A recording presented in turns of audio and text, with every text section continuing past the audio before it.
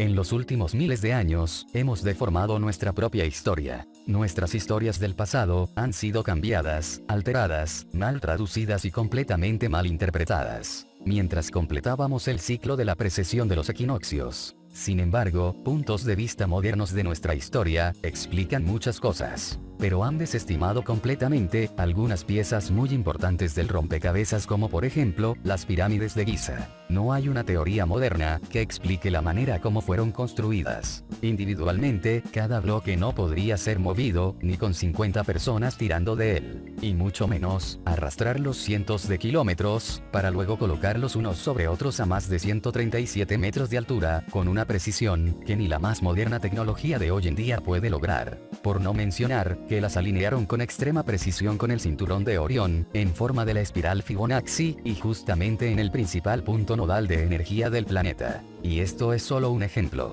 Nuestra historia no es como creemos, ya que muchas de las cosas que nos han hecho creer que son verdad, simplemente no lo son. Y eso es muy grave. En el campo de la arqueología, recientemente se han visto algunos descubrimientos monumentales, los cuales sacuden los fundamentos de lo que pensamos, y de lo que sabemos sobre nosotros. Algunas ciudades ancestrales como Babilonia, Erech y Akkad, las cuales fueron descritas en la Biblia, y en otros textos antiguos, se creía que eran mitos, debido a que nadie había podido probar que existieron. Entonces, una de ellas fue encontrada, y esto llevó a la búsqueda de otra, y luego de otra. Dentro de una de estas ciudades, los arqueólogos encontraron miles de tablillas de arcilla cilíndricas, ocultas en las profundidades de la tierra, en esta antigua ciudad. Las tablillas estaban totalmente cubiertas por textos en caracteres cuneiformes, y cuentan una historia muy antigua, la cual se remonta a más de 100.000 años en el pasado, describiendo la historia de la Tierra, y los orígenes de la raza humana, en gran detalle. Sin embargo, cualquiera podría decir que estas historias son un invento, debido a que ellos no sabían cuál es la historia de la Tierra, y simplemente crearon cuentos para explicar sus orígenes. Sin embargo, si esto es cierto, ¿cómo podemos explicar que ellos supieran tantas cosas sobre el universo, que les serían imposibles de saber? Los dogones no son los únicos en saber cosas sobre todos los planetas distantes del sistema solar. Esto también lo sabían los sumerios. Ellos describen todos los planetas con gran detalle en estos registros. También sabían sobre la precesión de los equinoccios. Esta es una pregunta difícil de entender para un historiador, ya que es necesario más de 2000 años de observación constante para aprender que la Tierra tiene un balanceo. Los sumerios tenían esta información desde el primer día de su civilización. Un hombre llamado Zacarías Sitchin pasó mucho tiempo en la transcripción de estos textos, y plasmó sus hallazgos en varios libros. Sin embargo, muchos otros arqueólogos también han hecho lo mismo, y las interpretaciones son muy similares. No solo eso, sino que Todd también ha compartido información al respecto con nosotros, y su relato coincide con los registros sumerios. Adamus y otras canalizaciones hablan de esto también. Como podemos ver, en todos estos registros y fuentes, hay grandes conexiones entre las historias. Ahora, esta historia se extiende a varios miles de años atrás en nuestro pasado. Habla del planeta Tiamat, el planeta Nibiru, los Nifilim, la creación de la raza humana, Adán y Eva, y los hijos de Lemuria. Esta parte de la historia es muy interesante, pero no la más crucial para saber. Sin embargo, no profundizaremos en esto, en este momento. Pero contaremos una parte de la historia, desde el final de Lemuria, y discutiremos los eventos principales de la historia de la Atlántida, hasta la actualidad. Lo que voy a contarles es una mezcla de lo que dicen las investigaciones, junto con lo que Todd nos ha dicho, con algunos detalles más finos. Por favor, ten tu propia experiencia al ver esto. Y no voy a decir que todo esto es un hecho irrefutable. Simplemente estoy diciendo, tú decides qué creer y qué no.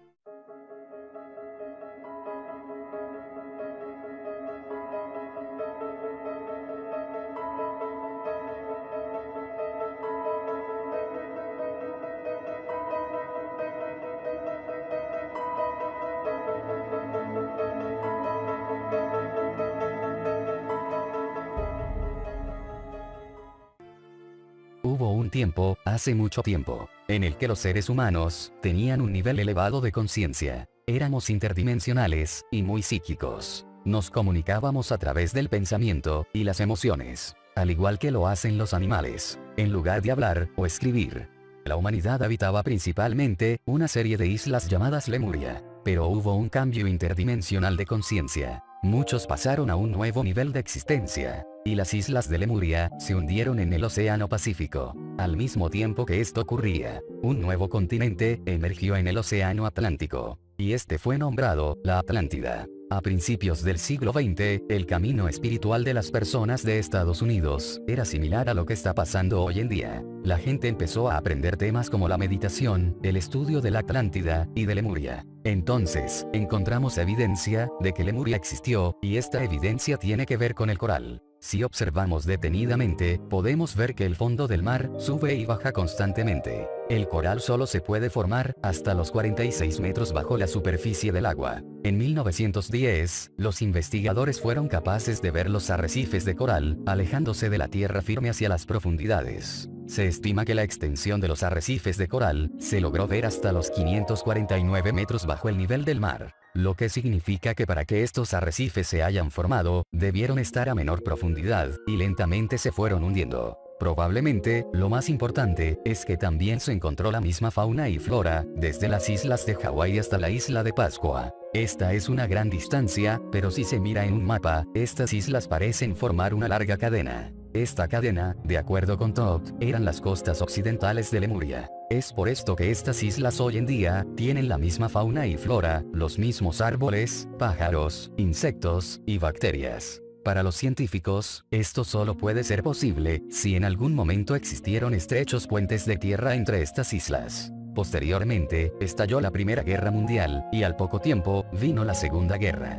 Por ende, la humanidad perdió el interés en la espiritualidad, y en la búsqueda de antiguas civilizaciones durante un tiempo. Tras el hundimiento de Lemuria, y durante el emerger de la Atlántida, gran parte de la raza humana se dispersó. Nos mudamos a varias islas y continentes cercanos, debido a que no teníamos un hogar. En este momento había alrededor de 1000 seres humanos, con un estado de alta conciencia y energía vibratoria, los cuales fueron llamados los Nahacals. Hoy en día los conocemos como los grandes maestros ascendidos. Los Nahacals comenzaron a preparar la Atlántida para ser nuestro nuevo hogar. Proyectaron sus energías a través de la superficie del continente en forma de árbol de la vida, pero no con 10 círculos, sino con 12 círculos. Uno extra en la parte superior, en la isla de Udall, y uno extra en la parte inferior, en el agua. Habían 10 círculos componentes en el continente, y a pesar de que se extendieron por cientos de kilómetros sobre la superficie, estos fueron proyectados con la precisión de un solo átomo. Entonces, muchos humanos eligieron movilizarse a la Atlántida debido a la energía Kundalini. En los seres humanos, el Kundalini es la espiral de energía que fluye de abajo hacia arriba por la columna vertebral.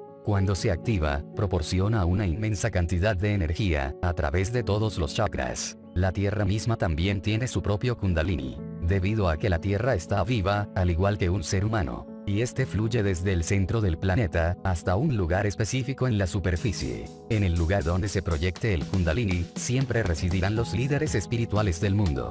En ese momento, la Tierra escogió a la Atlántida para ser el nuevo centro energético del planeta. Después de la Atlántida, el Kundalini se trasladó a las montañas del Tíbet. Y esta es la razón por la cual los monjes del Tíbet han sido los líderes espirituales del planeta durante los últimos 13.000 años. Sin embargo, el flujo del Kundalini del planeta se trasladará a otro lugar en un periodo no mayor a 10 años. Pero esto es otra historia para otro momento. Para obtener más información, lee el libro La Serpiente de Luz, por Drunvalo Melchizedek. Entonces, en un solo día, los Nahacals infundieron con su energía el desarrollo de la vida, a través del árbol de la vida en la superficie de la Atlántida. Esto creó vórtices de energía vibratoria de alta frecuencia, en cada uno de los círculos del árbol de la vida. Una vez que los vórtices se estabilizaron, los hijos de Lemuria empezaron a ser atraídos hacia estos. Millones de lemurianos, que se habían establecido en todo el planeta, comenzaron a ser atraídos hacia la Atlántida.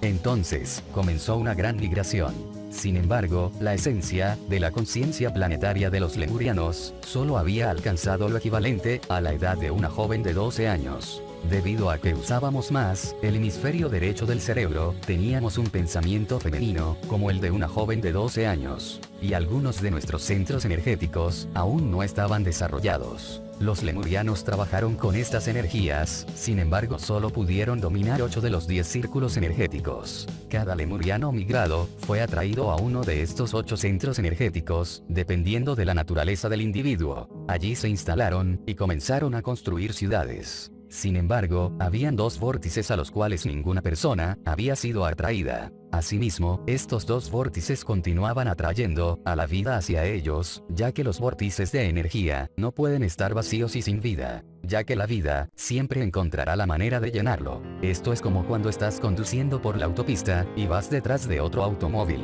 Si te quedas demasiado atrás, alguien simplemente llenará el espacio. Esto es exactamente lo que pasó en la Atlántida. Aunque los lemurianos solo se instalaron en 8 de las 10 áreas con vórtices energéticos. Los registros mayas nos dicen con claridad que había 10 ciudades en la Atlántida cuando esta colapsó. Puedes corroborar estos datos en el documento troano, el cual se encuentra exhibido en el Museo Británico en Londres. Se estima que el documento tiene unos 3.500 años de antigüedad, y en este se describe en detalle el hundimiento de la Atlántida. Estos 2 vórtices vacíos, de acuerdo con Todd, fueron usados por 2 razas extraterrestres. No una, sino 2 razas completamente diferentes. La primera raza fueron los hebreos, los cuales vienen del futuro, de alguna parte de este universo. Todd nos dice que ellos vinieron de algún otro planeta, pero no sabemos de dónde exactamente. Los hebreos son algo así como niños que cursaron el 5º grado, pero no lo aprobaron. Por ende, les tocó repetir el curso. Aprendieron todas las matemáticas, los conocimientos que representan el hemisferio izquierdo del cerebro, pero no consiguieron el aspecto del hemisferio derecho del cerebro, la evolución de la conciencia. Al hacer las cosas de esta manera, no pasaron al siguiente nivel de la existencia. Por ende, tuvieron que experimentar esta existencia nuevamente. Ellos sabían muchas cosas, vinieron con muchos nuevos conceptos e ideas. Cosas que nosotros como especie no habíamos considerado hasta ese momento. Ahora bien, si esto es verdad, esto explicaría muchas cosas sobre el pueblo hebreo en general. Al parecer, ellos tienen muchas formas geométricas sagradas, ocultas dentro de su cultura. Entonces, si vemos otra perspectiva dentro de su éxodo, a lo mejor Moisés era una encarnación de algún ser antiguo, el cual vino a este mundo para liberar a los hebreos. Debido a que durante la época egipcia, este pueblo fue esclavizado brutalmente por los humanos de Egipto. O puede ser que Moisés fue canalizado por algún maestro ascendido de su especie para liberar y guiar a su pueblo. Teniendo en cuenta lo que sabemos ahora de las dimensiones y la conciencia, podemos tener una perspectiva más fresca de la historia, la cual tiene mucho más sentido. Podemos seguir hablando de esto, pero mejor continuemos con la historia. Los hebreos que llegaron a la Atlántida y jamás causaron ningún problema. En realidad, beneficiaron nuestra evolución. La otra raza que intervino fue la que causó grandes problemas. Estos seres vinieron de un planeta cercano, que todos conocemos, llamado Marte. De acuerdo con Todd, Marte se parecía mucho a la Tierra, hace unos pocos miles de años. Era bonito. Tenía grandes océanos de agua y árboles, era simplemente fantástico. Pero, algo les pasó, lo cual tiene que ver con algo llamado, el experimento de Lucifer. Desde el comienzo mismo de la creación, todo ha sido, simplemente un experimento. La creación, es simplemente la conciencia del Padre-Madre, creando y habitando en sí misma el multiverso. No hay un plan divino, ya que cada espíritu, puede hacer lo que quiera. Partiendo de esto, si un espíritu decide aislarse del resto de la conciencia del Padre-Madre y crear una realidad diferente para él mismo, esto también se puede hacer. A esto se le llama el experimento de Lucifer, debido a que cada espíritu es una parte de Dios y puede hacerlo, y no hay nada malo en ello. Nos han hecho creer que Lucifer es el mal y el diablo, pero esto no es cierto. Lucifer es simplemente otra manera de percibir el multiverso, pero de una forma egoísta. No es una única percepción del todo, sino más bien una dual percepción del multiverso. Hay un patrón de la flor de la vida que representa el experimento de Lucifer, pero esto es un tema para otro momento. Cada vez que algún espíritu ha intentado el experimento de Lucifer en el multiverso, siempre ha terminado en fracaso.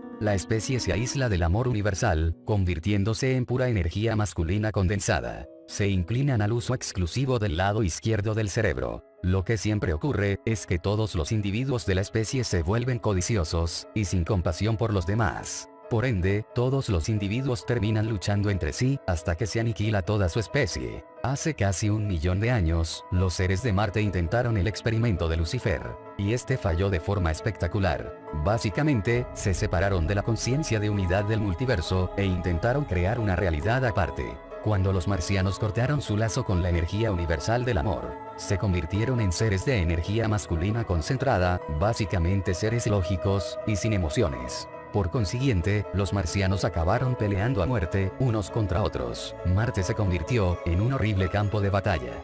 Con el tiempo, se hizo evidente que Marte no sobreviviría a esta guerra. Destruyeron su atmósfera y desolaron la superficie del planeta. El Grupo Nova ha publicado recientemente una investigación sobre el magnetismo planetario, en donde se encontraron algunas cosas muy interesantes sobre el planeta Marte. Actualmente, el planeta no tiene un campo electromagnético. Sin embargo, la superficie del mismo está magnetizada, lo que implica que en algún momento el planeta poseía un campo electromagnético constante, pero algo debió ocurrirle. Anteriormente, ya habíamos hablado de la estrella tetraédrica, sin embargo, quiero dar una pequeña explicación del Merkaba. En la antigüedad el Merkaba era conocido como el vehículo de la ascensión. El Merkaba es un campo de energía vital, alrededor del cuerpo, con forma de una estrella tetraédrica. Hay referencias de este campo energético, en múltiples textos antiguos en todo el mundo. Cuando el Merkaba se activa a su máximo potencial, el cual a la vez es una herramienta, y una parte de tu ser espiritual, se puede utilizar para hacer lo imposible,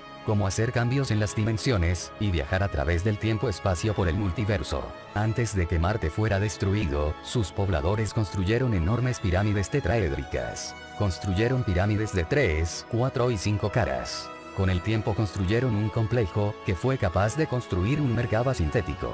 Este complejo fue erosionado con el tiempo, pero aún es visible, a pesar de que han pasado miles de años. Asimismo, los marcianos no podían crear un Merkaba natural, debido a que no tenían una conexión con la conciencia de unidad. Simplemente lo intentaron crear artificialmente, como una herramienta. Crearon un Merkaba sintético, para viajar en el tiempo-espacio del multiverso, y así poder encontrar un nuevo hogar. Esto fue realizado por un pequeño grupo de marcianos, los cuales intentaron desesperadamente irse de Marte antes de que fuera destruido. Y el lugar que encontraron para viajar, fue el planeta Tierra, hace más o menos unos 65.000 años. Vieron este vórtice energético deshabitado, y sin pedir permiso, siendo parte del experimento de Lucifer, dijeron: muy bien, lo haremos.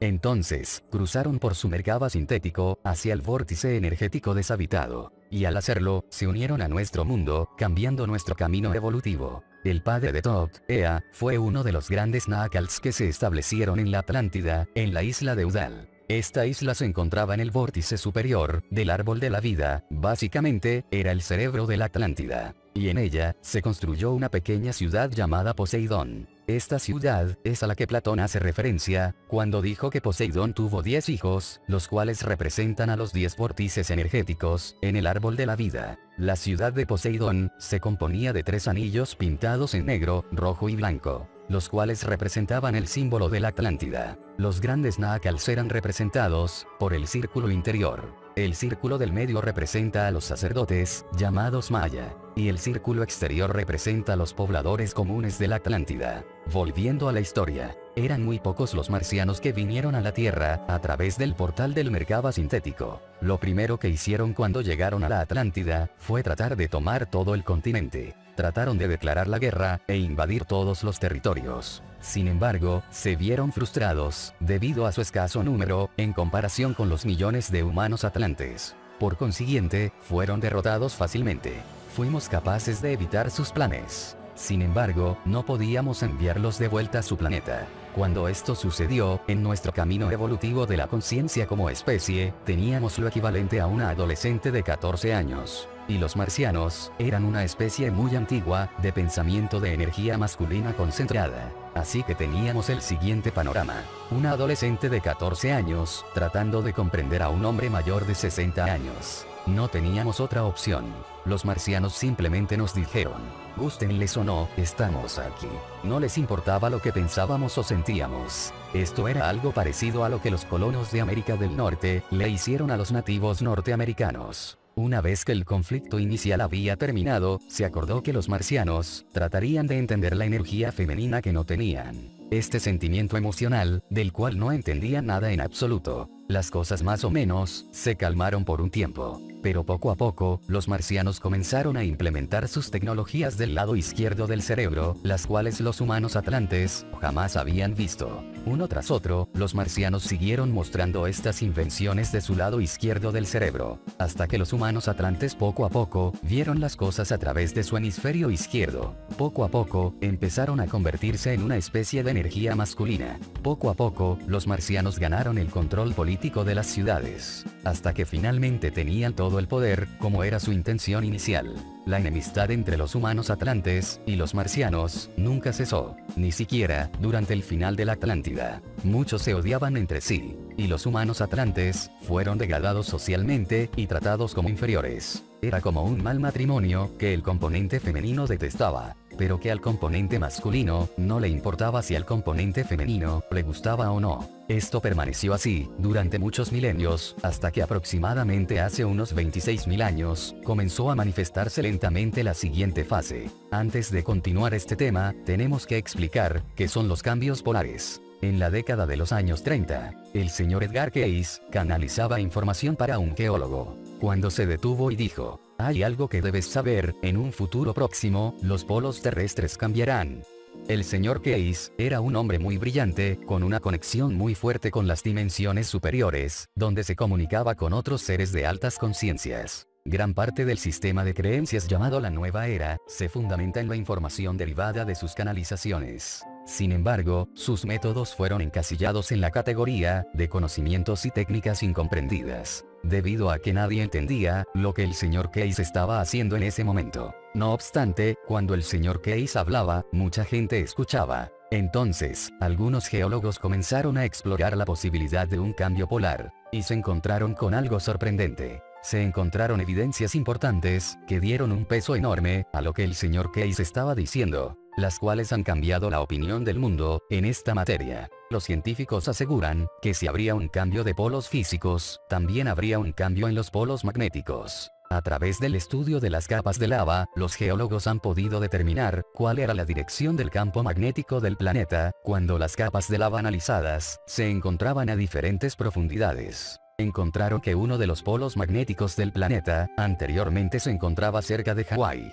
El último cambio de polos magnéticos del planeta, ocurrió hace unos 13.000 años. Hablaremos de esto en breve en nuestra historia. Hicieron otra prueba, y encontraron que también habían cambiado hace 26.000 años. Asimismo, los científicos descubrieron que los cambios polares pasan muy rápidamente. En un solo día, el campo magnético hace un giro completo, o giro de 90 grados. Interesante, nuevamente aparece el número de 90 grados. Y luego de 24 horas, el Sol se eleva diferente al día anterior. Este cambio ha sucedido miles de veces durante la vida del planeta. Sin embargo, se ha acelerado recientemente, y ha estado pasando en periodos de tiempo más cortos. Actualmente, solo hay 13.000 años entre cada cambio de polos magnéticos. Por ende, un punto de vista completamente nuevo ha empezado a ser entendido. Desde el espacio, se podría ver esto como un cambio de pulsos electromagnéticos. Sin embargo, el tema de los cambios polares es bastante profundo. Pero voy a darte algunas bases. En el siglo pasado, un científico llamado Charles Abgod estaba estudiando este tema en gran detalle. Debido a que la teoría principal para explicar los cambios polares era todavía poco desarrollada en esa época, se le ocurrió una teoría que demostró ser posible a través de varios experimentos. A través de sus experimentos, demostró que durante el cambio polar, la superficie de la Tierra, o corteza terrestre, podría deslizarse sobre la masa principal de la misma, la cual continúa su rotación, como si nada estuviese pasando. La corteza rotará y girará fuera de control, hasta que finalmente se instala de nuevo, en una nueva ubicación alineada, con el nuevo campo electromagnético. En este punto, se producen grandes terremotos y tsunamis, los cuales devastan y sacuden al planeta. Suena un poco como la destrucción, descrita en el libro del Apocalipsis de la Biblia. Aclaro, no quiero enloquecer a nadie. La versión del científico Edgar Cayce, y muchas otras profecías como las de Nostradamus, o la profecía maya, hablan del cambio polar, de una manera u otra. Asimismo, la ciencia moderna está convencida de que habrá un cambio polar en el futuro próximo. lo que se está alineando con nuestro cambio de conciencia, a pesar de que la ciencia moderna no tenga en cuenta este aspecto. Y esto, realmente es gracioso. Desde hace algún tiempo, el Grupo Nova ha hecho 2 investigaciones sobre este tema, y la NASA las ha desacreditado completamente. Entonces, publicaron un documental sobre las variaciones del campo electromagnético de la Tierra. Este documental expone todas las evidencias físicas de un cambio polar, sin llegar a usar las palabras cambio polar. Es casi como si cierta organización, llamada NASA, no quisiera que la población se informara sobre este tema, a pesar de que hay evidencia que respalda esta información. Los cambios polares están directamente relacionados con el campo electromagnético del planeta. El campo electromagnético debería tener un aspecto como este, pero la realidad es que hoy es algo diferente. Nuestro campo electromagnético se ha ido debilitando en los últimos 500 años, y hoy en día luce más o menos así. El campo electromagnético debilitado es lo que ha causado muchos de los problemas que hemos visto en los últimos 20 años. Las aves siguen el campo electromagnético del planeta durante sus migraciones y han acabado en lugares que no deberían estar. Muchas ballenas han encallado durante los últimos años debido a que siguieron el campo electromagnético que las confundía, llevándolas erróneamente a tierra firme. En cuanto a los seres humanos, ¿sabías que en la noche de luna llena hay más violaciones, asesinatos y crímenes violentos que en cualquier otra noche del ciclo lunar? Esto es debido a que la luna afecta el campo electromagnético de la Tierra. Sin embargo, el campo electromagnético está tan debilitado en esta época que afecta a nuestra manera de pensar y actuar. El colapso de la estructura social se relaciona directamente con los cambios en el campo electromagnético de la Tierra. O quizás será al revés. Hay otro detalle importante que hay que mencionar sobre los cambios polares. Siempre están alineados con un cambio de conciencia. Simplemente están interrelacionados. Todd vivió en la Tierra por muchos milenios, y nos contó que vio el cambio de la Tierra 5 veces. Viendo la salida del sol en el este, luego en el oeste, después nuevamente al este, y entonces otra vez al oeste, para finalmente verlo nuevamente en el este. Esto explica el por qué hubo un cambio de conciencia como especie, durante el hundimiento del continente de Lemuria, y el emerger del continente de la Atlántida. Por ende, si la corteza terrestre estaba girando al azar, en todo el planeta, se deberían de llevar a cabo muchos eventos geológicos cataclísmicos, tales como continentes emergiendo y hundiéndose en el océano. Ahora que tenemos una comprensión de los cambios polares, podemos continuar con la historia de la Atlántida. 26.000 años atrás, estábamos exactamente donde estamos hoy en día, en la precesión de los equinoccios. La humanidad había culminado la fase de la noche galáctica, y estaba a punto de empezar el amanecer galáctico. Fue en este punto que hubo un pequeño cambio de conciencia. Descendimos en el estado de la conciencia, en esencia, involucionamos. Durante esta época, un trozo de la Atlántida, del tamaño de Rhode Island, se hundió en el océano. Esto causó mucho miedo a los humanos de la Atlántida, porque pensaron que iban a perder todo el continente, como les pasó en Lemuria. Debido a la involución de la conciencia, uno de los sentidos espirituales que se perdió fue la conexión con los posibles futuros. No podían prever los grandes eventos, como el hundimiento potencial de sus ciudades. Después de unos 200 años, el miedo comenzó a disminuir. Hay que tener en cuenta que tanto en los relatos de la Biblia y en los registros sumerios, las vidas de Adán, Eva y todos sus hijos se registraron con una esperanza de vida excepcionalmente larga, de unos 900 años aproximadamente. Así que, 200 años en aquel entonces, son como 20 años para nosotros actualmente. Explicaré mejor esta parte en otro momento. Posteriormente, las cosas se calmaron durante unos milenios. Entonces, aproximadamente entre los 13.000 y 16.000 años atrás, un cometa se acercó a la Tierra. Debido a que los humanos atlantes hacían canalizaciones con seres de dimensiones superiores, es que pudieron saber lo que ocurriría, ya que estos les avisaron del cometa antes de que llegara. Por consiguiente, un gran conflicto se produjo en la Atlántida. Los marcianos, los cuales eran minoría, aunque tenían el control, querían destruirlo con su tecnología láser. Sin embargo, los Nahacals habían aprendido la verdadera naturaleza de los cometas. Por ende, los humanos atlantes se opusieron. Dijeron que el cometa era de orden divino, y debían permitir que se llevara a cabo su ciclo de forma natural. Dejar que golpeara la Tierra, ya que eso es lo que se suponía que debía ser. Los marcianos protestaron contra los humanos atlantes, pero al final, se dieron por vencidos. Los marcianos accedieron a que el cometa golpeara al planeta. Cuando llegó el momento, el cometa entró ardiendo en la atmósfera impactando en el océano, junto a la costa occidental de la Atlántida, cerca de Charleston, donde hoy en día está Carolina del Sur, que en esa época se encontraba bajo el agua del océano. Los restos del cometa están dispersos en 4 estados. La ciencia moderna ha determinado que un cometa golpeó esa zona aproximadamente hace unos 14.000 años. Hoy en día, aún se pueden encontrar pedazos de ese cometa, aunque el impacto principal ocurrió cerca de Charleston. Algunos fragmentos impactaron en la Atlántida, estrellándose en la zona izquierda del continente, justo donde vivían los marcianos, matando lamentablemente a una gran parte de su población. Y con esto les bastó.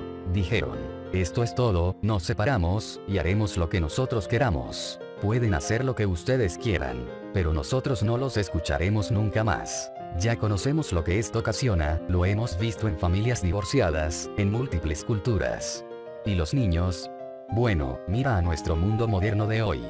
Nosotros somos sus descendientes. Ya podrás adivinar lo que los marcianos hicieron. Su conexión principal con la existencia era el control, y cuando su ira llegó al máximo, para cumplir con su deseo de control, decidieron hacerse cargo de la Tierra. Empezaron a crear de nuevo un complejo como el que construyeron en Marte, para tratar de crear otro Merkaba sintético. Si lo conseguían, controlarían absolutamente todo en el planeta. Lo único era que habían pasado alrededor de 50.000 años terrestres desde que habían construido un Merkaba y no recordaban exactamente cómo hacerlo. Los marcianos construyeron el complejo en la Atlántida, montaron todo el experimento y activaron el interruptor. Y perdieron el control. La destrucción fue inmensa. En esta dimensión, difícilmente se puede cometer un error mayor que crear un Merkaba fuera de control. El experimento comenzó a rasgar y abrir los niveles dimensionales. Pero, no hacia las dimensiones superiores, sino hacia las dimensiones inferiores del vacío. Para dar una analogía, si agarras un cuchillo y te cortas abriéndote el estómago, los ácidos del estómago se filtrarán en otras partes del cuerpo, en donde se supone que no deberían estar.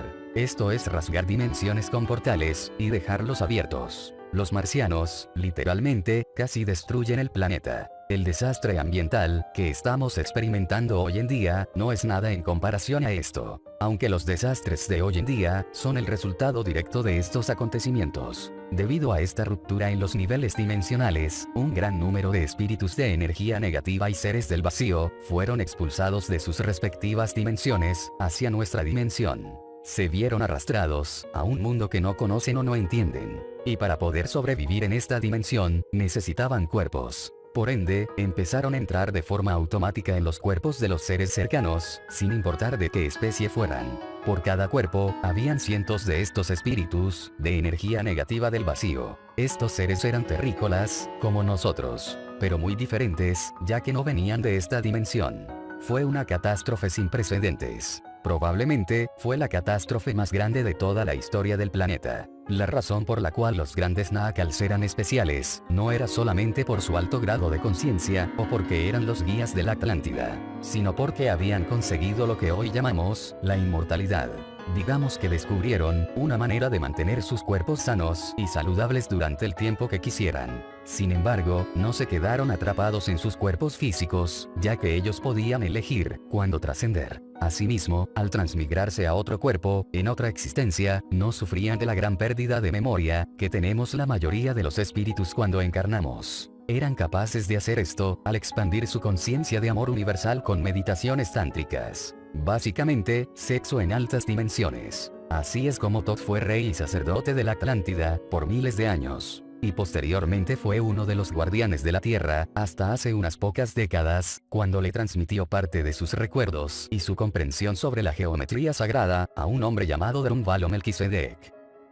El Merkaba se forma a partir de 3 estrellas tetraédricas superpuestas, unas sobre otras. 2 de ellas giran en rotaciones opuestas, y la tercera permanece estacionaria. Cuando el Merkaba está formado con una conciencia de unidad, se fundamenta internamente de la energía del amor universal. Por ende, cuando se trata de formarlo artificialmente, a través del experimento de Lucifer, no tendrá esta energía del amor universal, lo cual lo hace inestable. El intento de los marcianos por el control de todo el planeta, se llevó a cabo en una de las pequeñas islas al oeste de la Atlántida. Este sitio hoy en día es el Triángulo de las Bermudas. Es un triángulo, debido a que la parte superior del tetraedro estacionario del Merkaba artificial actualmente sobresale del agua, lo que provoca un desequilibrio electromagnético enorme en esta zona. Muchos aviones y barcos han desaparecido en esta zona. Simplemente desaparecen sin dejar rastro. El desequilibrio de la zona es multidimensional, y muchas personas, barcos y aviones han sido absorbidos por diferentes dimensiones y nunca han sido vistos de nuevo. Este Merkaba artificial sigue allí, en el fondo del océano. Por lo que sé, este será corregido en algún punto cercano. Los Nahacals hicieron lo mejor que pudieron para salvar la Atlántida. Enviaron a la mayoría de los seres dimensionales negativos de vuelta a sus respectivas dimensiones. Asimismo, sellaron el desgarro dimensional lo mejor que pudieron. Sin embargo, la situación se puso rápidamente muy mal. Todos los sistemas de su civilización se derrumbaron, simplemente colapsaron todos los conceptos de cómo era la vida. Todos los seres en la Atlántida comenzaron a enfermar con aflicciones extrañas, y todo el continente entró en un estado de emergencia. La vida ya no se trataba de vivir, se convirtió en sobrevivir hasta el día siguiente.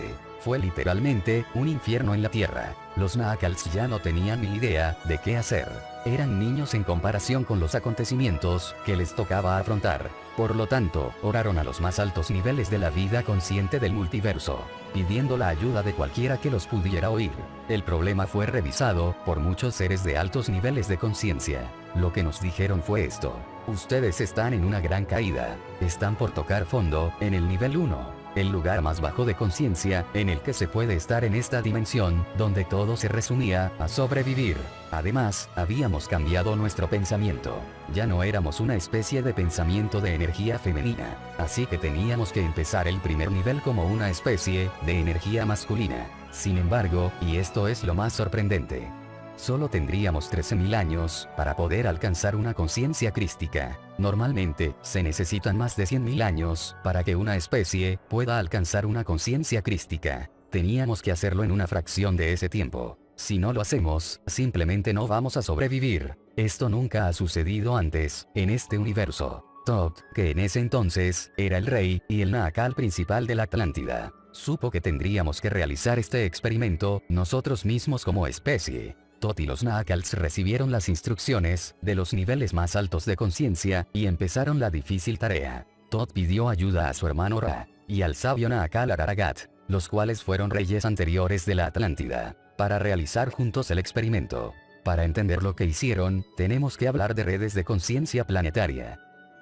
Una red planetaria es una estructura cristalina etérea que rodea al planeta, la cual sostiene la conciencia de cualquier especie de vida. En este planeta, esta rejilla tiene un componente electromagnético primario asociado con la tercera dimensión, pero también tiene un componente para cada dimensión relacionada al planeta. Estas redes son estructuras geométricas. Estoy seguro que la ciencia moderna con el tiempo descubrirá que hay una rejilla única para cada especie en el planeta. Cada una de estas redes tiene su propia geometría única. No hay dos iguales, de la misma manera en que cada especie es única. Estas rejillas emiten luz y pueden ser vistas desde el espacio. Asimismo, estas son las que dan el brillo azulado al planeta. Lo que Thoth y sus amigos hicieron fue crear unos nodos de conciencia crística dentro de la red planetaria de la especie, los cuales permitirían que los seres humanos alcanzaran la conciencia crística en un corto periodo de tiempo. Pero primero, vamos a hablar sobre la ciencia detrás de esta red.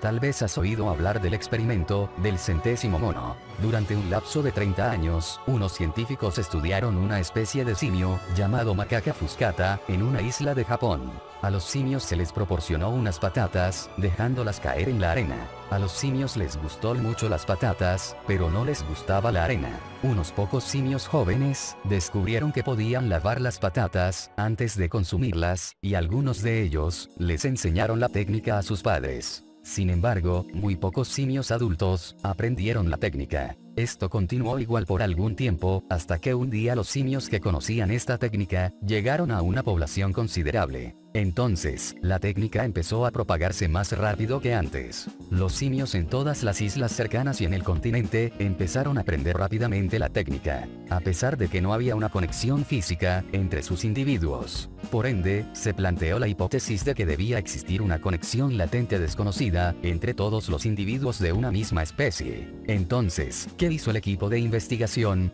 Probaron la hipótesis en seres humanos. El equipo de investigación realizó una ilustración con varios rostros humanos. Alrededor de un centenar de rostros fueron escondidos dentro de una sola imagen. Pero, a primera vista, era probable que solo se pudieran identificar 6 o 7 rostros. Realizaron varias pruebas con algunas personas en Australia, en donde les indicaron que trataran de encontrar todos los rostros en la imagen. La mayoría de las personas solo podía encontrar de 6 a 9 rostros. Después de esto, una parte del equipo de investigación publicó la imagen en Gran Bretaña, en un especial de televisión de la BBC, el cual solo fue emitido en Inglaterra. En este especial, se mostró a los televidentes en qué parte exacta estaban todos los rostros. De vuelta en Australia, se hizo el experimento nuevamente, pero con nuevos participantes. En esta ocasión, las personas fueron capaces de identificar casi todos los rostros ocultos.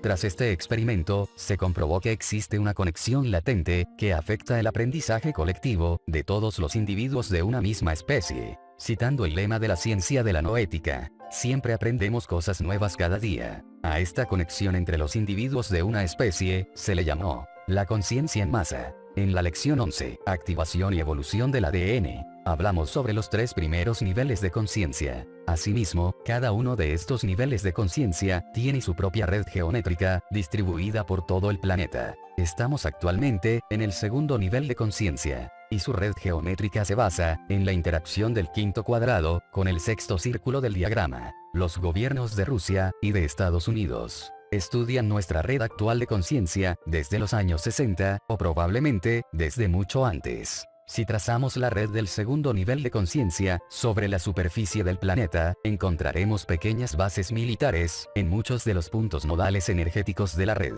Hay cientos de bases militares de estos países en el medio de la nada. Por ejemplo, la base militar de la isla de Guam. No puede ser coincidencia que estos gobiernos hayan puesto sus bases militares de investigación justo en las pequeñas espirales en los nodos de la red del segundo nivel de conciencia. Ellos están tratando de manipular y controlar la red del nivel actual de conciencia, ya que si se controla el nivel de conciencia actual, se podrá controlar lo que piensan y lo que aprenden la mayoría de las personas. Por supuesto, hay una organización que controla desde las sombras a estos dos gobiernos, pero hablaremos de ellos más adelante. Asimismo, esta red de conciencia es visible a través de la proyección astral.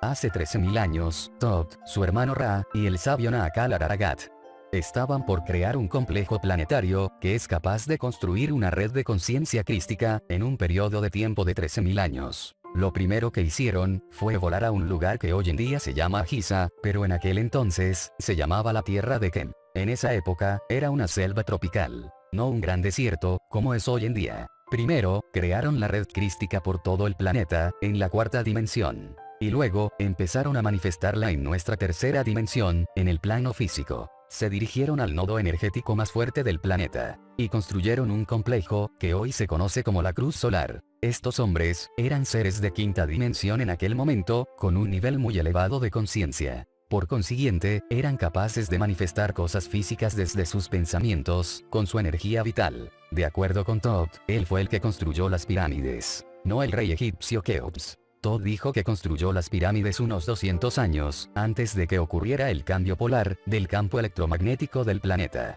Estas pirámides se alinean precisamente en forma de la serie Fibonacci, con una espiral áurea en relación a la cruz solar. Curiosamente, el señor Edgar Cayce, en sus canalizaciones, afirmó que las pirámides fueron construidas en ese tiempo. Hay algunas evidencias que apuntan a que las pirámides fueron construidas de arriba hacia abajo. Esto quiere decir que las piedras de la parte superior se colocaron primero que las otras. Y esto ha desconcertado a muchos investigadores. Cada vez que más se aprende sobre las pirámides, más nos adentramos en la incertidumbre del desconocimiento de cómo fueron construidas. Si lo que Thoth dice es verdad, Bueno, eso lo explicaría todo.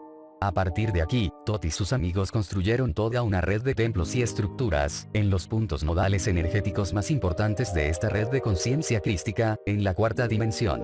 Todos estos templos se hicieron con base en la serie Fibonacci. Asimismo, todos ellos fueron derivados matemáticamente de la cresta solar en Egipto, a través de la Gran Pirámide de Giza. Por ende, la creación de todos los lugares sagrados, en todo el planeta, no fue ninguna casualidad.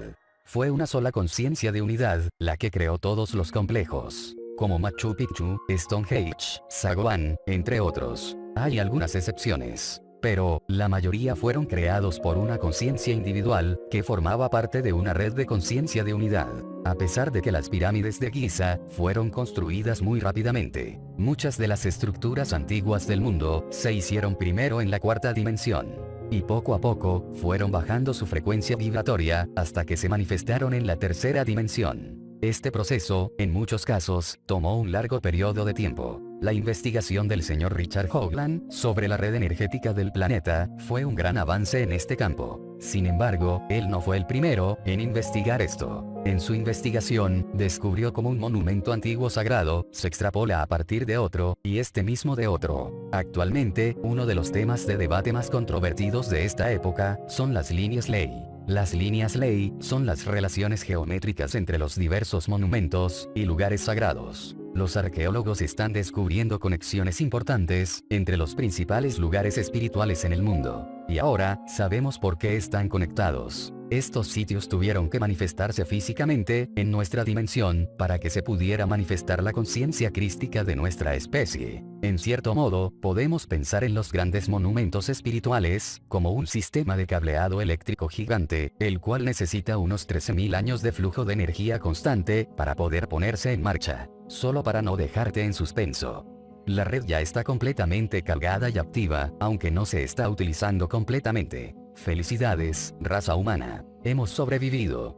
Todo esto, no solo nos lo dijo Thoth en persona, sino que también lo escribió, en sus tablillas de esmeralda. Estas tablillas, fueron guardadas en las grandes pirámides, hace miles de años. Hay 12 tablillas en total, las cuales fueron formadas, a partir de una sustancia derivada de una transmutación alquímica. Son casi indestructibles, resistentes a todos los elementos, y a cualquier tipo de corrosión. Su estructura atómica es completamente estática, es prácticamente inalterable, además de que rompen la ley material de la ionización.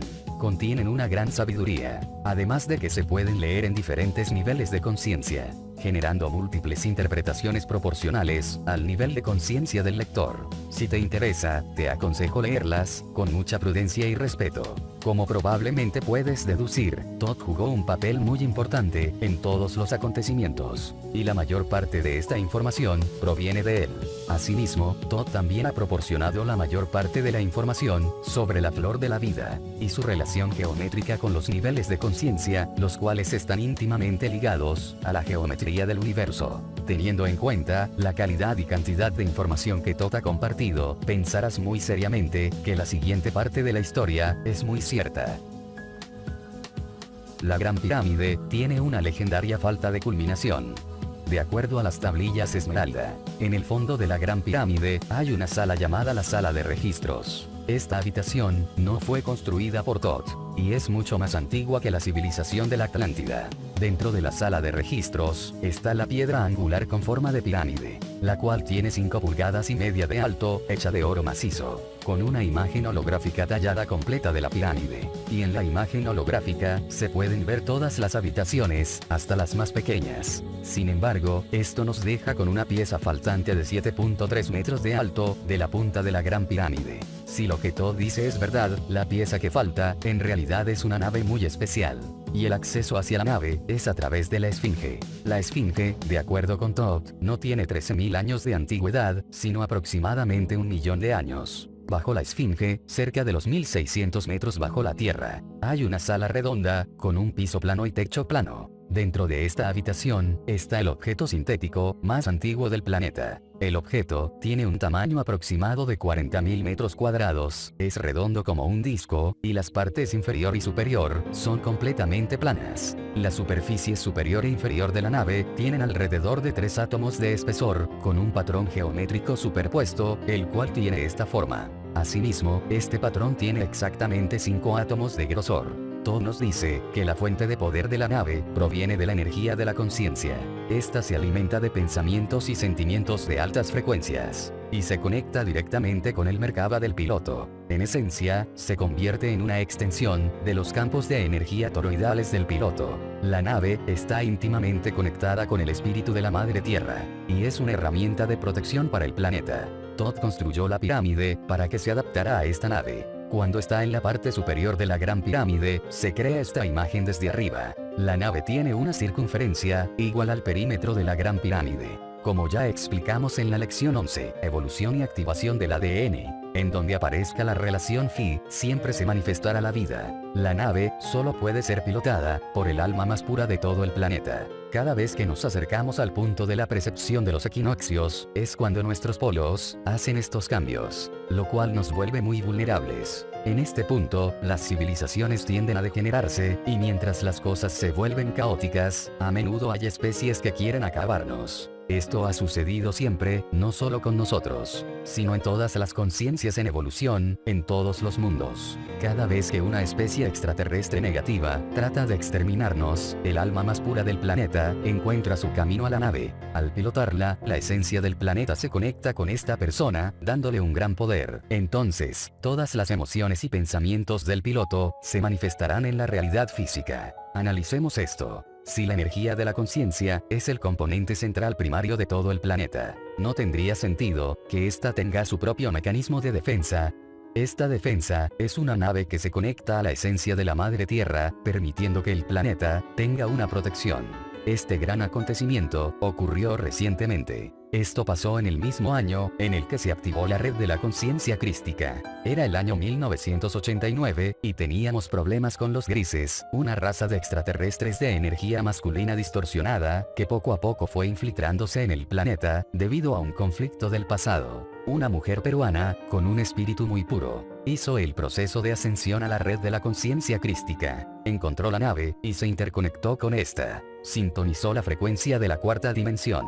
Al despertar su conciencia crística, pudo pilotar la nave, elevándola hacia el espacio. Entonces, manifestó una onda de energía vibratoria, intolerable para los grises. Casi al instante, los grises comenzaron a enfermarse, debido a que las condiciones energéticas del planeta se volvieron incompatibles con sus cuerpos físicos y patrones energéticos. Se vieron obligados a abandonar el planeta. Y desde entonces estamos seguros de sus planes de dominación. La nave es una especie de buque de guerra contra todas las razas regresivas que estén tratando de tomar el control del planeta. Y la persona que la opera, al pensar en mantenerlos a distancia, manifestará una situación que les obligará a marcharse del planeta. Continuemos con los acontecimientos de la Atlántida. Después de completar el complejo en Egipto, Tot y sus amigos volvieron a la Atlántida, en donde esperaron durante unos 200 años, hasta el punto crítico en la percepción de los equinoccios, que era donde los polos cambiarían. Ellos sabían que la Atlántida se hundiría,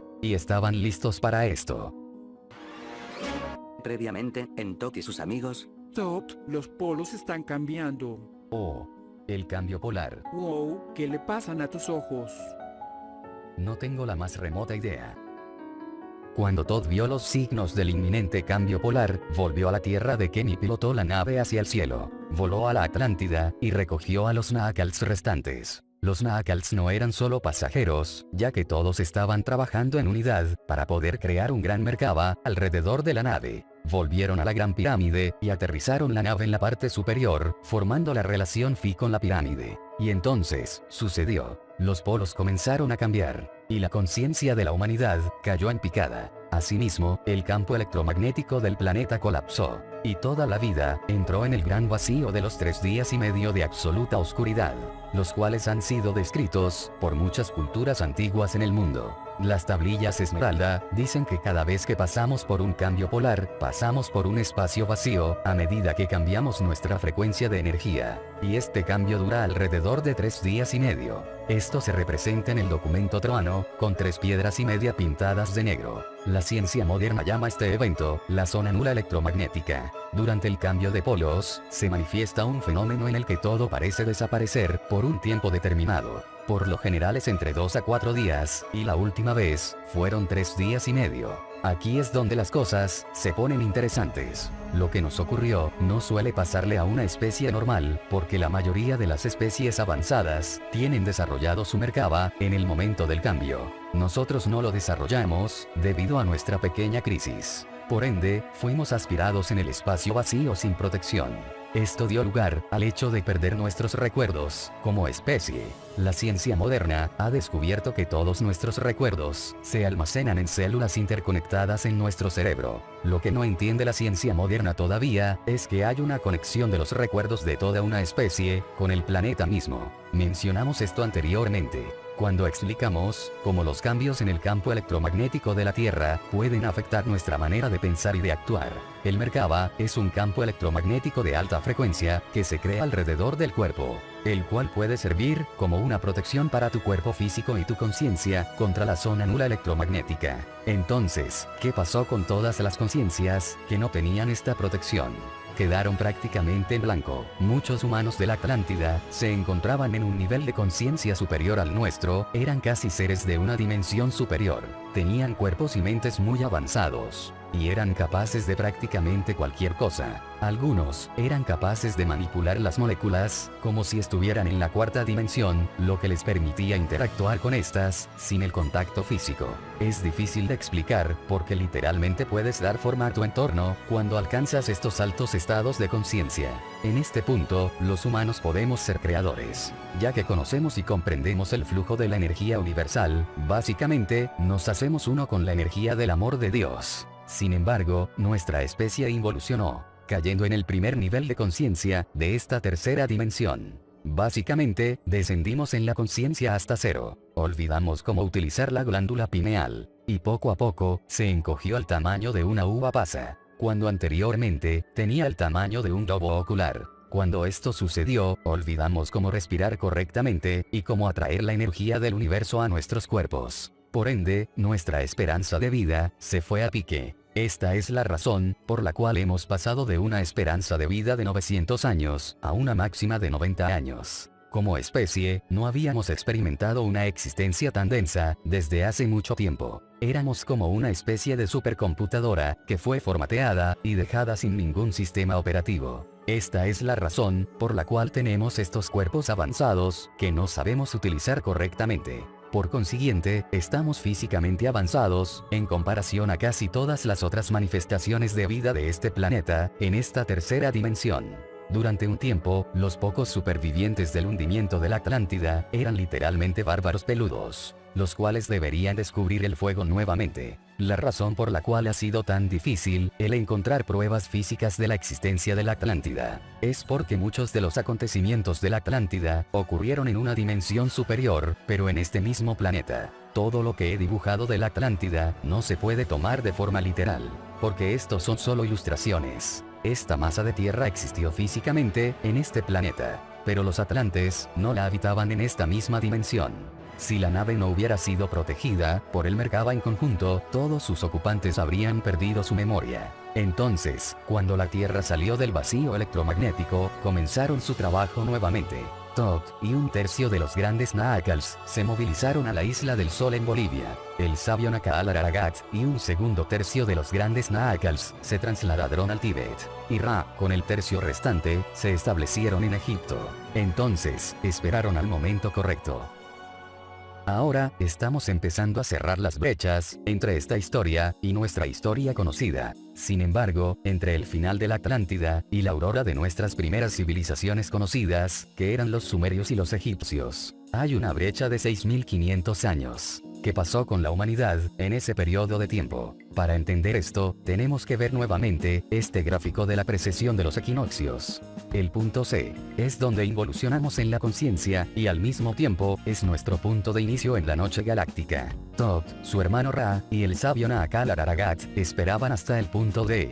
Tuvieron que esperar a que los seres humanos evolucionaran lo suficiente, durante un periodo de 6500 años, hasta que fueran lo suficientemente avanzados, como para entender y aplicar el camino de la evolución de la conciencia. En algún momento de aquí, fue cuando ocurrió el diluvio de Noé. Debido a que el cambio de polos de la Tierra, generó una pequeña edad de hielo, y cuando el hielo se derritió, simplemente causó inundaciones masivas. El ADN es la manifestación física de tu esencia.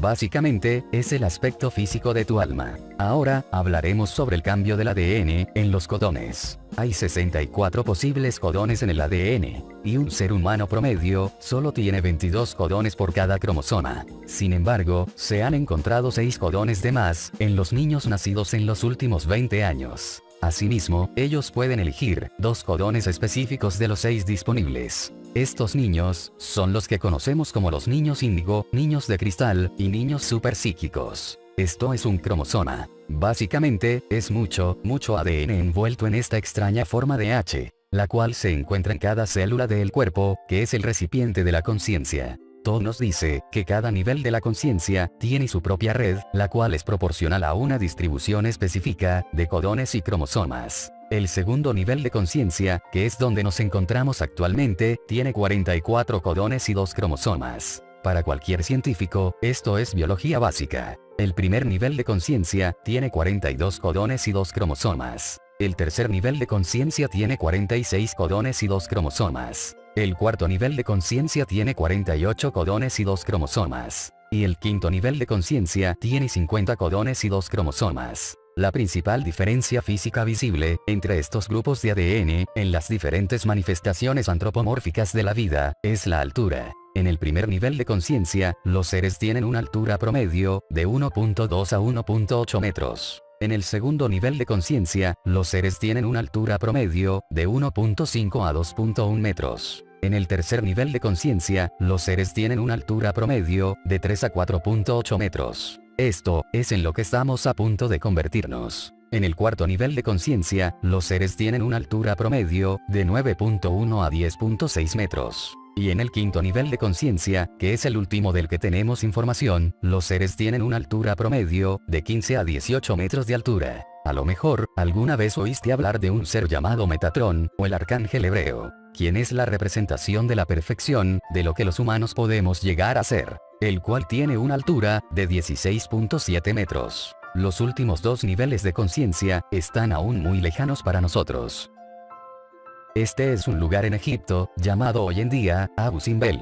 Lo primero que notarás en estas esculturas, es que son enormes. Pero, con la información sobre el ADN, esto nos da una nueva perspectiva. Estos seres aquí sentados, son de quinto nivel de conciencia. Estos seres de esta pared, son de 10.6 metros de altura, y son del cuarto nivel de conciencia. Aquí podemos ver algunas representaciones, del tercer nivel de conciencia. Los arqueólogos al ver esto, pensaron que su significado, era que el hombre era más importante que la mujer. Los reyes de Egipto contaban con 5 nombres diferentes, uno para cada nivel de conciencia. Algunos reyes de Egipto, fueron capaces de trascender a diferentes dimensiones, y a diferentes estados de conciencia. Por esto, algunos eran considerados dioses. Según algunos arqueólogos destacados, los egipcios y los sumerios, comenzaron sus civilizaciones, casi en el mismo periodo de tiempo, con unos cuantos siglos de diferencia. Ambas civilizaciones, surgieron de la nada, con perfectas habilidades de escritura, con un grado de complejidad y perfección sorprendentes.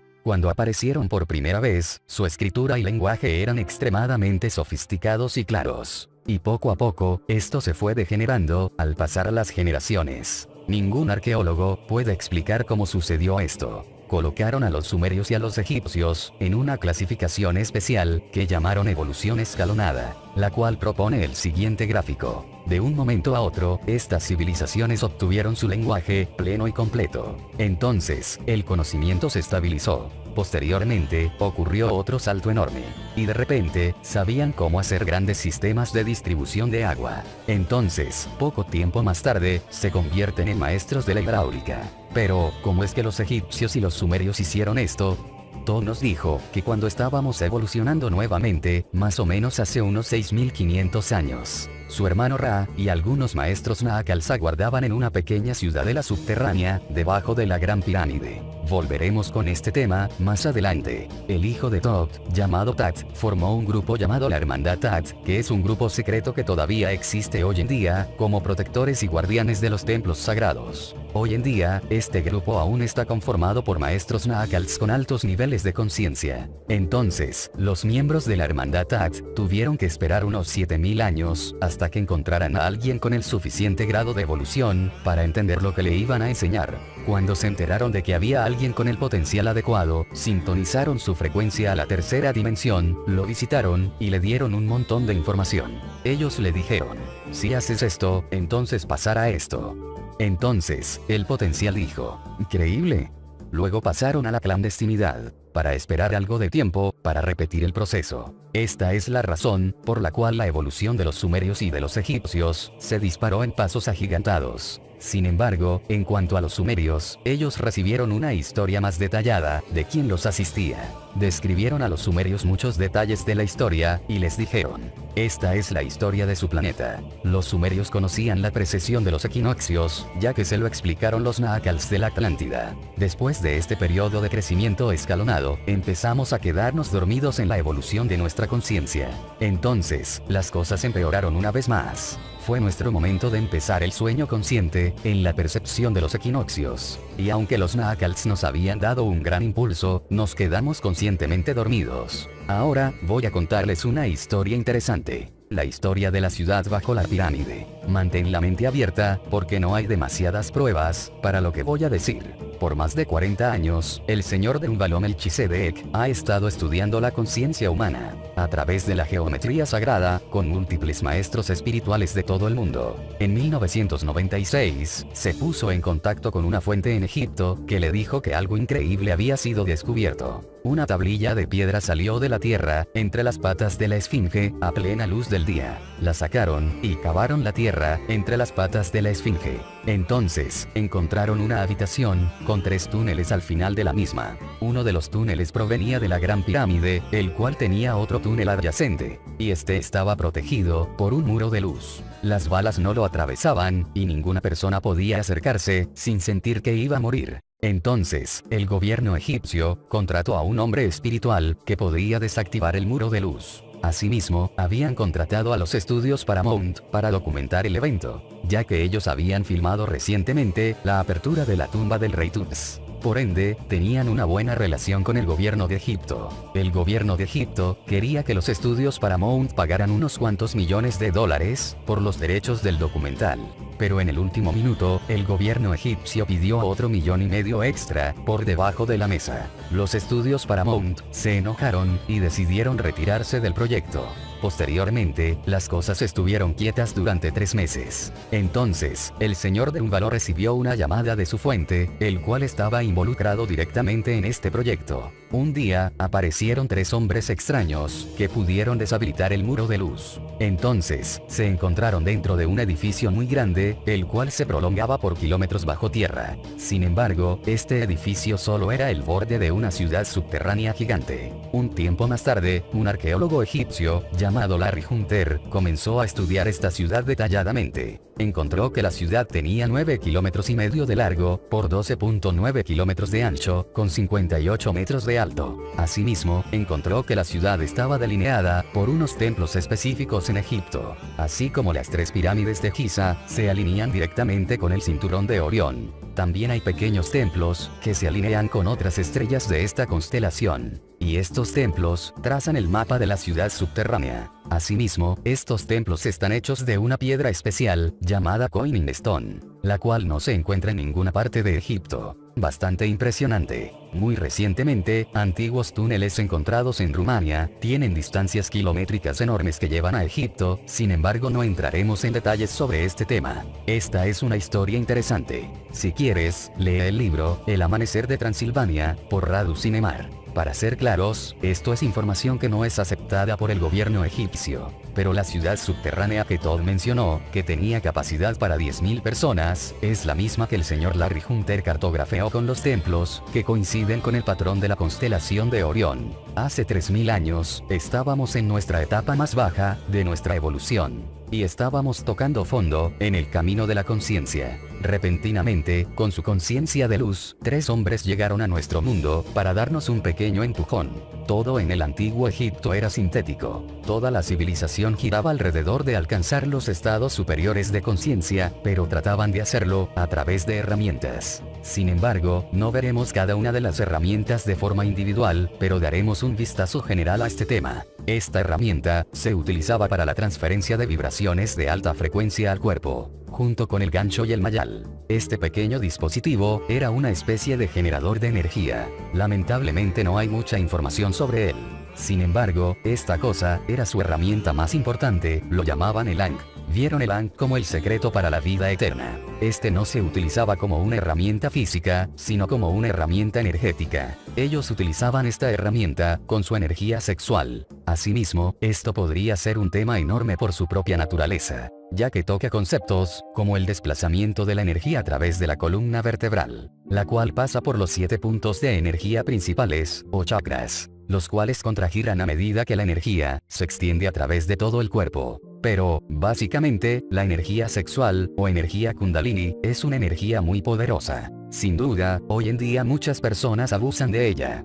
Lo que los egipcios sabían, es que cuando una persona tiene un orgasmo, una gran cantidad de energía vital viaja por la columna vertebral, desde el chakra raíz, hasta que se libera en el chakra de la corona. Entonces, cuando los sacerdotes egipcios tenían un orgasmo, justo cuando las espirales de energía llegaban al chakra del corazón, estos utilizaban la herramienta Ankh, el cual hacía rotar la energía, por la parte posterior del cuerpo sobre la cabeza, haciéndola volver de nuevo al cuerpo, en donde la mantenían, obteniendo un impulso masivo de energía kundalini. Veamos la siguiente analogía: si tomas un tenedor y lo golpeas, este vibrará durante algún tiempo. Si conectas un Ankh en la parte posterior del tenedor y lo golpeas de nuevo, el tenedor vibrará por mucho más tiempo. Por ende, los egipcios hacían esto con sus cuerpos. Asimismo, quisiera mencionar un detalle importante. Cuando la Atlántida fue formada, los Nahacals crearon la Escuela de Misterio. Este es un tipo especial de escuela, en donde se estudia la conciencia, y los diferentes aspectos de la expansión de la misma, para finalmente poder llegar al punto, de convertirte en un inmortal. En general, es necesario un tiempo muy largo, para que un ser pueda llegar a este estado. Esta es la razón, por la cual solo habían alrededor de 1000 Nahacals, en comparación con los millones de Atlantes. El primer Atlante en alcanzar el estado de inmortal, fue un sabio llamado Ea, conocido también con el nombre de Osiris. La mitología antigua egipcia, cuenta la historia de Osiris. Osiris, fue un sabio que fue asesinado y descuartizado por su hermano, el cual dispersó sus pedazos, por diferentes lugares. Este evento, tal vez menos exagerado que los mitos, realmente sucedió, y tuvo lugar en la Atlántida. Entonces, la esposa y la hermana de Osiris recuperaron todas sus piezas, y cuando armaron su cuerpo nuevamente, Osiris restableció su flujo de energía vital, al despertar su conciencia crística en toda su capacidad, lo cual le permitió a su espíritu, habitar su cuerpo nuevamente. A través de este modo, Osiris se convirtió en el primer inmortal de la Atlántida. Esta historia fue contada en todo el antiguo Egipto. Asimismo, fue documentada en muchas paredes, en diversos templos. Esta historia, hace referencia al paso de Osiris, por 3 niveles diferentes de conciencia. En el primer nivel de conciencia, estaba completo. En el segundo nivel de conciencia, fue separado de sí mismo, de forma muy literal. Y en el tercer nivel de conciencia, estaba completo nuevamente. Los Nahacals se basaron en la experiencia de Osiris, para desarrollar un modelo, de cómo alcanzar la inmortalidad con el despertar de la conciencia crística. Por supuesto, sin necesidad de ser mutilados. Este modelo, a la larga se convirtió en lo que podríamos llamar, la religión de la Atlántida. Sin embargo, esto encierra una comprensión mucho más profunda, de la existencia misma. Este modelo, también se utilizó en el antiguo Egipto. Hablaremos de este tema, en unos momentos. A través de los milenios, hemos evolucionado desde el primer nivel de conciencia al segundo nivel de conciencia. Antes de la involución, teníamos acceso a una gran recopilación de información de todas nuestras vivencias como especie. Nada parecido a este vago recuerdo que muchos experimentamos hoy en día. Sin embargo, hay algunas personas que han empezado a acceder a esta información, percibiéndola como una memoria holográfica. A pesar de nuestra involución, aún tenemos la capacidad de acceder a esta información, junto con la capacidad de compartir experiencias vividas como especie. A esto se le llama tiempo de sueño. Esta capacidad permanece hoy en día latente en una gran parte de los aborígenes australianos. La introducción de la escritura en las antiguas civilizaciones coincide con el cambio del primer nivel de conciencia al segundo nivel de conciencia. Asimismo, el no poder acceder a la gran recopilación de información de todas nuestras vivencias como especie, trajo como consecuencia la separación de la conexión con nuestra esencia y con nuestros semejantes. Todd fue quien nos enseñó la escritura, lo cual se referencia en los relatos históricos de los antiguos egipcios, en donde se dice que Todd nos dejó la escritura, junto con las bases del conocimiento mismo. A pesar de que estábamos en el segundo nivel de la conciencia, con el tiempo las cosas empezaron a cambiar, generando un problema muy serio, el cual si no hubiera sido resuelto, habría causado una gran catástrofe en todo nuestro desarrollo como especie. Básicamente, los maestros ascendidos utilizaron el modelo de la evolución de la conciencia de Osiris para mostrar a los antiguos egipcios el camino del despertar de la conciencia crística. Por ende, los egipcios desarrollaron un sistema con 42 dioses, los cuales fueron llamados Neters. La mayoría de las personas reconocen la figura de este Neter, el cual era llamado Anubis. Los 42 dioses son una representación de los cromosomas humanos. Cada uno de ellos representaba una elección específica de la vida en la experiencia humana. Por esta razón, los egipcios usaban este entendimiento para tener una comprensión más acertada sobre la vida. El problema ocurrió cuando el antiguo imperio egipcio se separó en el Alto Egipto y en el Bajo Egipto, ya que cada uno adoptó un significado diferente para cada Neter, cambiando las formas y significados según cada cultura. Por ende, muchas personas no tenían ni idea del verdadero significado de cada uno. Posteriormente, las cosas se pusieron peores cuando el rey egipcio Menes fusionó nuevamente a ambas partes, uniendo ambos sistemas de creencias. Por lo que ahora, habían 88 dioses, y las personas se peleaban por decidir cuál era la representación correcta de cada uno. Esto fue un problema, ya que una gran parte de la población no sabía en quién creer realmente, y se encontraban, literalmente, separados de su propia divinidad interna. Entonces, las cosas empeoraron aún más cuando las personas empezaron a luchar para decidir cuáles dioses eran los correctos. Hoy en día, al estudiar esta historia, vemos que no habían tantos dioses como creíamos. A pesar de toda la ayuda de la hermandad de Tat, nosotros simplemente no queríamos hacer las cosas correctamente.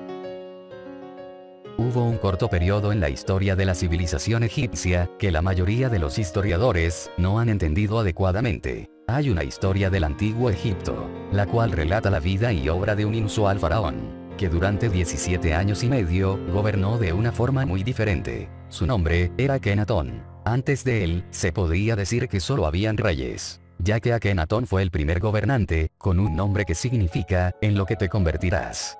Su estatura, lo creas o no, era entre 4.5 y 4.8 metros, o al menos esa es la forma en que lo representaban. Asimismo, tenía un cráneo inusualmente alargado. Curiosamente, ambos aspectos están relacionados con la conciencia crística. Akenatón suprimió todos los cultos de adoración de los múltiples dioses, y trató de inculcar la comprensión del amor universal, junto con la creencia de un único Dios creador. Después de 17 años, la mayoría de los antiguos sacerdotes y antiguas familias de Egipto se declararon en rebelión. Por ende, Akenatón fue asesinado y reemplazado por una figura de control de estas familias, volviendo así al antiguo sistema de creencias. Pero, ¿qué pasó realmente?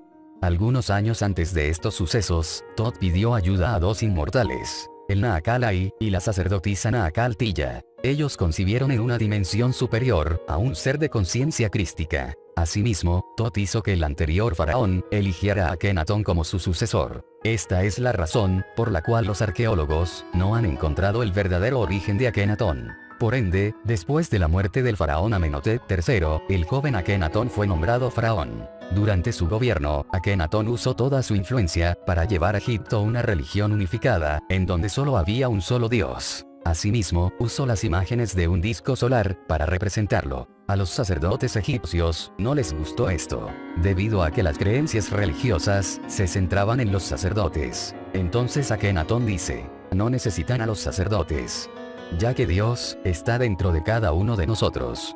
Pueden tener acceso a Dios en cualquier momento, ya que dentro de cada uno de ustedes habita Dios. Por consiguiente, fue odiado por los sacerdotes. También cesó toda actividad militar, haciendo volver a los ejércitos, dándoles la orden de no atacar a nadie, a menos que alguien los ataque primero. Y a los grandes generales, no les gustó esto. Asimismo, a muchas personas no les agradaban estas políticas nuevas, debido a que eran adoradores fanáticos de los muchos dioses. Entonces, finalmente se deshicieron de él. A pesar de todo esto, ¿qué fue lo que hizo Akenatón realmente, para salvar a la humanidad? Akenatón fundó una escuela de misterios, con el propósito de instruir a un pequeño grupo de seres humanos, en el camino del despertar de la conciencia crística, para poder alcanzar el estado de inmortal. Por lo general, se necesitan varias décadas para alcanzar el estado de inmortal. Pero Akenatón tenía solo 17 años, para producir resultados. Fue muy poco tiempo.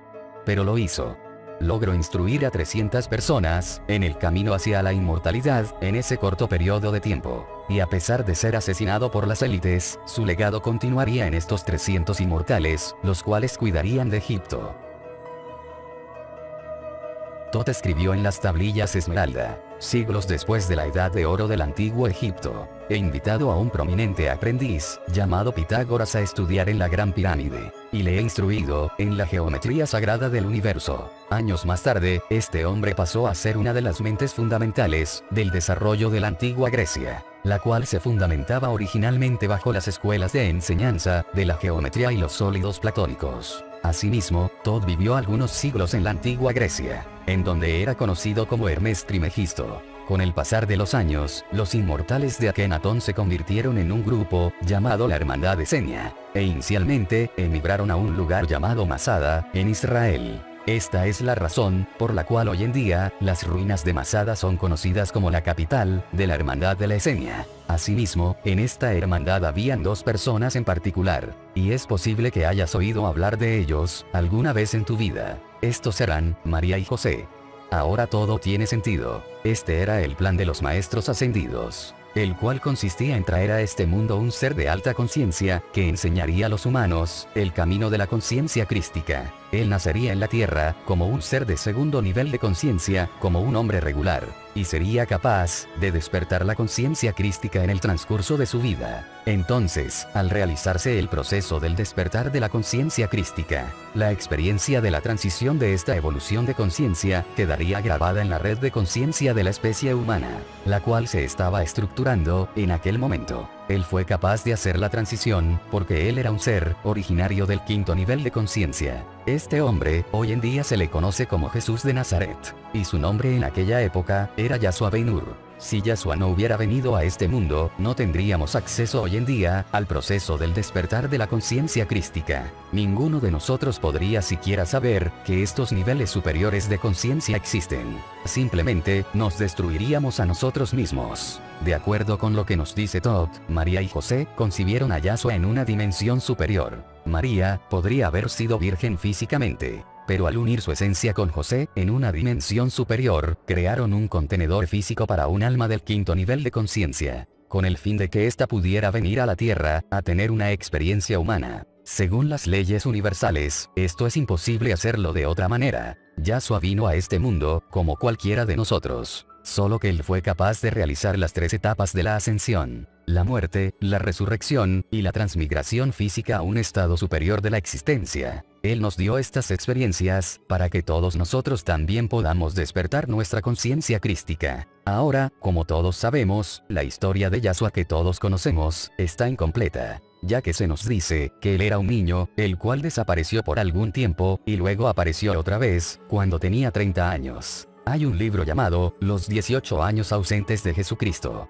el cual muestra las principales teorías sobre en dónde estuvo Jesús durante todo ese tiempo. En realidad, Yahshua viajó al Himalaya, en las montañas del Tíbet, en donde despertó su conciencia y verdadero ser, y posteriormente, volvió a su tierra, para promulgar sus enseñanzas en todo su pueblo. Hay que tener en cuenta, que el Kundalini del planeta, residía en el Tíbet en ese entonces. Y las personas que vivían en ese lugar, poseían un entendimiento espiritual muy grande, que incluso se preserva hasta nuestros días. Ahora, voy a resaltar un tema muy importante, referente a Jesucristo. Y este tema, es la oración del Padre Nuestro. Hoy en día, sabemos que esta fue la única oración, que enseñó Yahshua. Pero, ¿sabías que esta en realidad, es una meditación geométrica?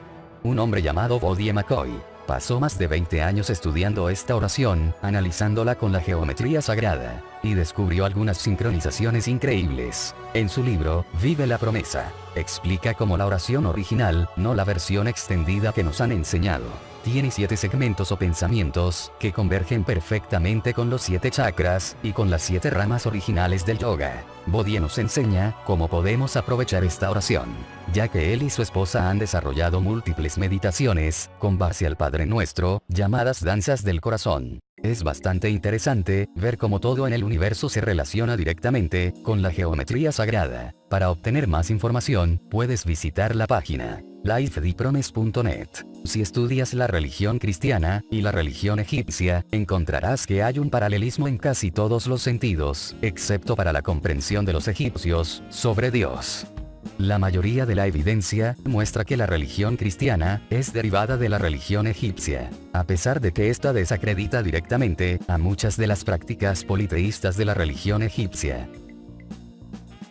En el año 381 después de Cristo, hubo un consejo llamado el Concilio de Nicea, en el cual se reunieron las principales autoridades políticas y religiosas romanas. Básicamente, los líderes religiosos y dirigentes políticos se dieron cuenta que podían unirse e imponer una mayor influencia en las personas, con el fin de controlar a la humanidad a través de su unidad. Fue aquí en donde se consolidó el Nuevo Testamento, el cual fue elaborado a partir de algunos evangelios y otras historias. Algunas historias eran nuevas, y otras mucho más antiguas, las cuales fueron renovadas y superpuestas en torno a la vida de Yahshua Ben-Hur, a quien conocemos hoy en día como Jesús de Nazaret. El término Cristo, en realidad es mucho más antiguo que la Biblia. Proviene de la palabra Kristla, que es una palabra derivada de los 7 sonidos básicos originales de la creación. Cuando la creación del universo se produjo, los tonos originales eran Ka, Ra, Ya, Sa, Ta, A, La. La palabra Kristla, en realidad se descompone en 2 palabras. La palabra Krist, de la cual se deriva la palabra Cristo, y la palabra La, que se convirtió en la palabra Ala. El símbolo de la Atlántida se conformaba de 3 anillos concéntricos. Los grandes nácals eran representados por el círculo interior. El círculo del medio representa a los sacerdotes, llamados Maya, y el círculo exterior representa a los pobladores comunes de la Atlántida. El trabajo de los mayas era comunicar la información de los nácals a los pobladores comunes de la Atlántida. Cuando se hundió la Atlántida, algunos sacerdotes mayas grabaron sus conocimientos y recuerdos en varias calaveras de cristal, y se movilizaron a lo que hoy se conoce como la península de Yucatán, la cual es considerada la cuna de la civilización maya. Su calendario es el más avanzado y detallado de todos los calendarios del planeta, ya que este tiene sus raíces en la Atlántida. Durante los últimos 4 siglos, un grupo pequeño de familias, poco a poco han monopolizado nuestro mundo en el sistema actual. Este grupo lo conforman 13 familias, las cuales sostienen y soportan todo el sistema. Ellos controlan a todas las grandes corporaciones y gobiernos del mundo,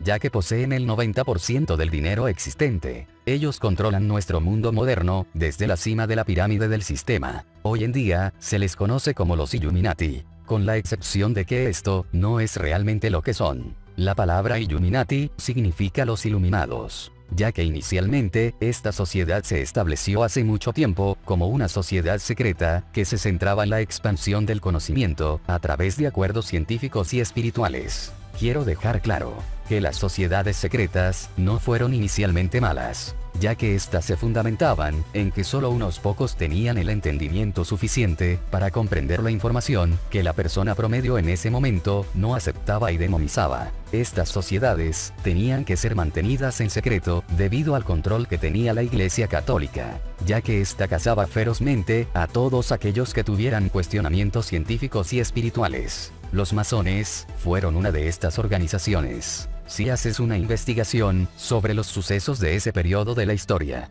verás que lo que sucedió fue que la Iglesia Católica, que tenía la mayor parte del control en aquel tiempo, se infiltró en algunas de estas organizaciones para asegurarse de que no crearían planes para difundir la información y destruir su antiguo orden mundial. Esto llevó a la Iglesia Católica a exponer a algunas de estas sociedades como adoradores del diablo, creando un temor generalizado hacia estos grupos. Con el paso del tiempo, muchas de las sociedades secretas se ramificaron por aquellos que eran corruptos o previamente infiltrados de la Iglesia Católica, los cuales ganaron un mayor control para la Iglesia y para las grandes organizaciones corporativas que se estaban estableciendo. Hoy en día, hay 13 familias que controlan todos los sistemas del mundo, con el 90% del dinero del planeta, con un afán de codicia, poder y control. Mucha información se ha filtrado actualmente, y se sabe que muchas de estas familias tienen un ADN que es diferente al del resto de la población humana. Se especula que comparten el mismo ADN de la raza marciana o de otras especies alienígenas. Desprecian el amor y otras emociones de alta vibración, y son totalmente mecanizados.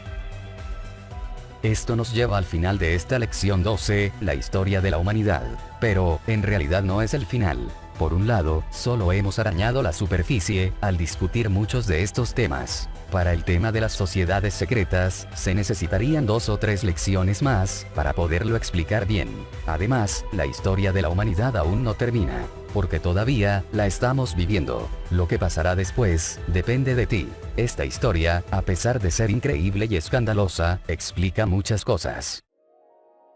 Recapitulemos. Hemos hablado sobre el Triángulo de las Bermudas, la cara de Marte, Jesucristo, lo que los egipcios hicieron, el fundamento de la geometría griega, casi todas las religiones modernas, la razón por la que aparecimos de la nada hace 6500 años, la evolución de escalada de aquellas culturas, y la historia de la Atlántida, la cual es algo difícil de asimilar para muchas personas. También explicamos cómo fueron construidas las pirámides de Giza, y su conexión con los lugares sagrados del planeta, las tablillas sumerias, las tablillas Esmeralda, el experimento de Lucifer, y algunas cosas interesantes sobre los hebreos. Si lees su Talmud, encontrarás muchas pistas que sugieren que sus ancestros no son de este planeta. No voy a decirles que crean todo esto ciegamente, pero sin duda, toda esta información nos da una perspectiva más profunda de las cosas, sobre muchos aspectos del mundo, que en general, no tienen una respuesta concluyente. Tómalo con calma, ya que después de todo, es solo una teoría.